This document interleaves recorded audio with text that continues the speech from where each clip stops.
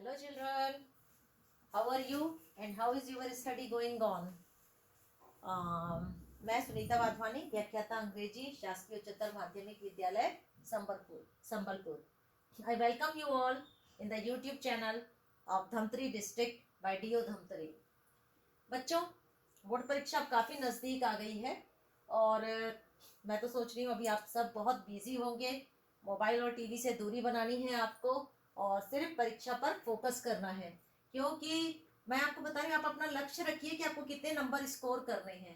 आपके प्रश्न पत्र में अकॉर्डिंग टू न्यू ब्लूप्रिंट 18 प्रश्न है, जिसमें से एक जो 18वें नंबर का प्रश्न है वो आपकी सप्लीमेंट्री बुक, क्या नाम है उसका, विस्तास, और उसमें से ये 5 अंक का जो प्रश्न है, 5 अंक निर्धारित किए गए हैं 18वें नंबर के प्रश्न को।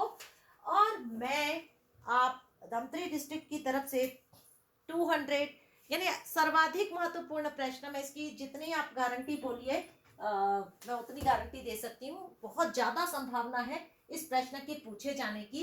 दूसरा तो मैं आपको बता दूं कि अगर ये प्रश्न नहीं आया तो मैं इसी पार्ट से 2 या 3 प्रश्न इस तरीके के तैयार कर लीजिए। डेरी का कैरेक्टर स्केच हो गया, मिस्टर लैम्प का कैरेक्टर स्केच हो गया। पर जो अभी मैं आपको प्रश्न कराने जा रही हूँ उस प्रश्न का नाम है how did Mr. Lamb's meeting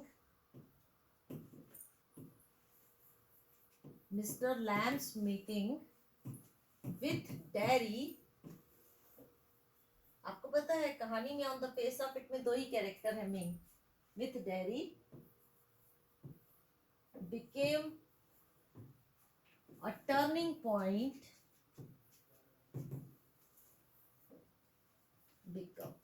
become a turning point in Derry's life। On the face of it काफी अच्छी स्टोरी है, मोटिवेशनल स्टोरी है, जो ये हमें सिखाती है, मैसेज देती है कि लाइफ के प्रति हमको पॉजिटिव एटीट्यूड रखना चाहिए। वही जो उस कहानी की थीम है।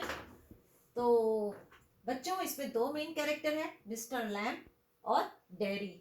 आपको पता है ना, डेरी मिस्टर लैम्प जिनका एक बहुत बड़ा एप्पल का गार्डन था जिसमें चेरी एप्पल के बहुत सारे पेड़ थे और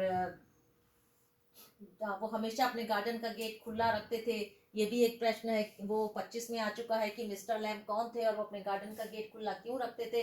लेकिन इस बार के लिए जो 5 अंक का प्रश्न है वो ये है, how did mister lamps meeting with dairy become a turning point in dairies life. प्रश्न को ध्यान दीजिए। टर्निंग पॉइंट आपने समझा? टर्निंग पॉइंट क्या होता है? एक वो मोड़ जो जिंदगी को बदल के रख देता है। तो आपको पता है कि जब लैम्प और मिस्टर लैम्प और डेरी के बीच जो बातचीत होती है काफी देर चलती है और उस बातचीत से डेरी की जिंदगी में क्या मोड़ आया है ना, जिसने उसकी जिंदगी को बदल के रख दिया, यही इस प्रश्न में पूछा जा रहा है। तो आप आंसर को शुरू करेंगे। वर्ड लिमिट जितनी है उसी में मैंने रखा है, भाषा को मैंने एकदम इजी रखा है, कुछ कीवर्ड्स हैं उनको आप ध्यान देंगे। Mister lamps meeting with dairy became a major turning point in Derry's life। ये तो अपने क्वेश्चन से ही मिल गया। As it completely changed his attitude towards himself and society। ये फर्स्ट पॉइंट, क्योंकि उस मीटिंग ने मिस्टर लैम्प के साथ जो डेरी की बातचीत हुई उसने कंप्लीटली मतलब पूर्णतः उसके एटीट्यूड को बदल दिया। किसके प्रति? डेरी का एटीट्यूड खुद स्वयं के प्रति और समाज के प्रति। दृष्टिकोण ही बदल जाता है जब उसकी मिस्टर लैम्प से मुलाकात होती है। तो याद रखेंगे कि it completely changed his attitude towards himself. Himself किसके लिए यूज हुआ है? स्वयं डेरी के लिए और सोसाइटी समाज के लिए भी। Before this meeting dairy was isolated, bitter and depressed. इस मीटिंग से पहले डेरी कैसा था बच्चों? आइसोलेटेड, खुद को अकेला महसूस करता था। बिटर, उसके अंदर एक कड़वाहट भरी हुई थी। एंड डिप्रेस्ड, निराश रहता था। क्यों निराश रहता था आप सबको पता है, because of the burn scars on his face. अपने जले हुए चेहरे के कारण। आप सब जानते हैं, आप स्टोरी को पढ़ चुके हैं। ही बिलीव्ड, उसका मानना था, ही किसके लिए यूज हुआ है? डेरी के लिए। ही believed that people judged him only by his appearance and therefore avoided social contact. वो ये सोचता था बच्चों कि लोग उसको कैसे आंकते हैं, लोग उसको जज करते हैं उसके बाहरी रूप के आधार पर, अपीयरेंस मतलब बाहरी रूप से। ये डेरी का सोचना था बच्चों, बच्चा था वो 14-15 साल का, कि लोग उसको उसके बाहरी रूप के आधार पर आंकते हैं। एंड देयरफॉर इसीलिए वो अवॉइड करता था। क्या अवॉइड करता था? सोशल कांटेक्ट, लोगों से मिलना जुलना वो अवॉइड करता था। पर जब उसकी मुलाकात मिस्टर लैम्ब से होती है, और आपको तो पता है mister lamb who himself had an artificial leg, उनकी खुद की कृत्रिम टांग थी, वो तो डैडी का वेलकम करते हैं। जब डैडी के गार्डन में एंट्री होती है तो वो डैडी का वेलकम करते हैं। कैसे वेलकम करते हैं? स्नेहवान और समझदारी के साथ। अब उन दोनों के बीच में बातचीत होती है। उस मीनिंगफुल कन्वर्सेशन, मैंने उस कन्वर्सेशन को मीनिंगफुल क्यों कहा?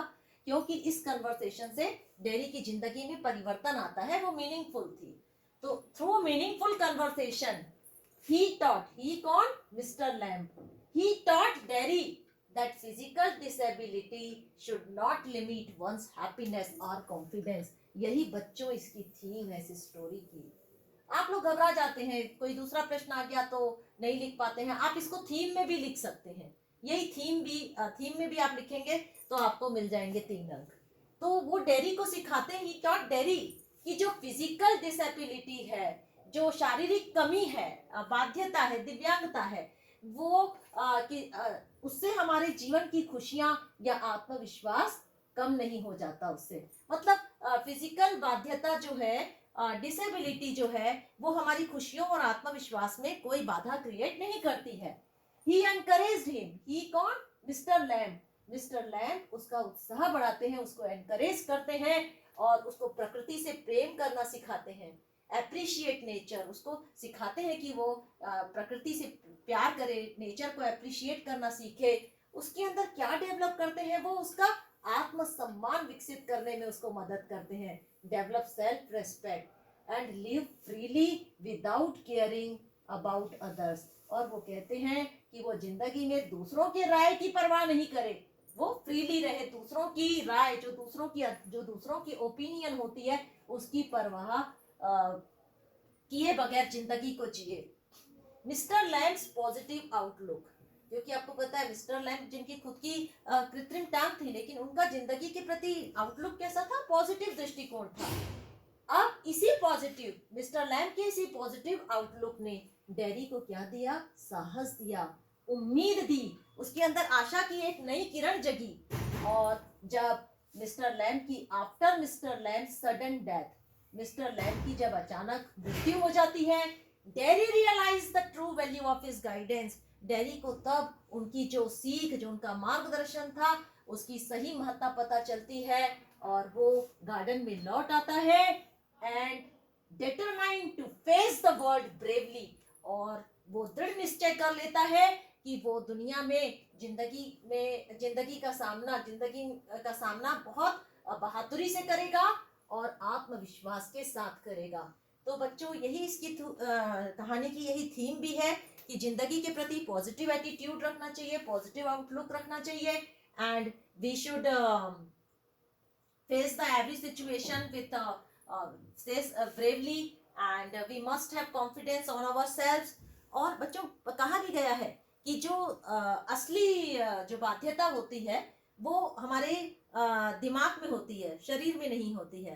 तो आप लोग भी अपने एग्जाम के लिए जो आप तैयारी कर रहे हैं, पॉजिटिव एटीट्यूड रखिए, आप पॉजिटिव रहिए कि आपके अच्छे नंबर आएंगे, घबराइए नहीं और परीक्षा की तैयारी में लगे रहें और धमतरी जिले का नाम रोशन करें। All the best.